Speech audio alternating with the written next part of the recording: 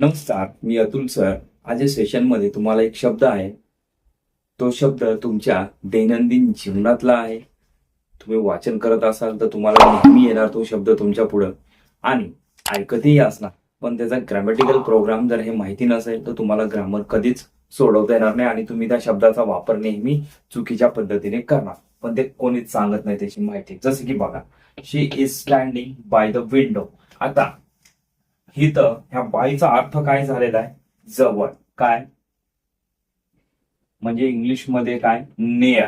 ह्या पद्धतीने इथं काय त्याचा अर्थ झालेला आहे, म्हणजे ती खिडकीच्या जवळ उभी राहत आहे. नंतर काय? She came to school by bus. म्हणजे कुठलंही वाहन जर तुम्हाला दर्शवायचं असेल, म्हणजे तुम्ही प्लेनने जाताय, ट्रेनने जाताय, मग तुम्ही कशाने येताय, काय म्हणजे कुठल्या वाहनाने येताय, त्यावेळेस तुम्हाला काय वापरायचं? त्याच्या पूर्वी बाय. म्हणजे इथं काय? मीन्स. म्हणजेच काय? साधन. त्याच्यानंतर she sang the poem by Tagore. म्हणजे इथं च्या कडून ह्याचा अर्थ झालेला आहे. काय इथं? म्हणजेच काय? ऑथर. ओके. नंतर आहे शी विल गो बाय इव्हनिंग.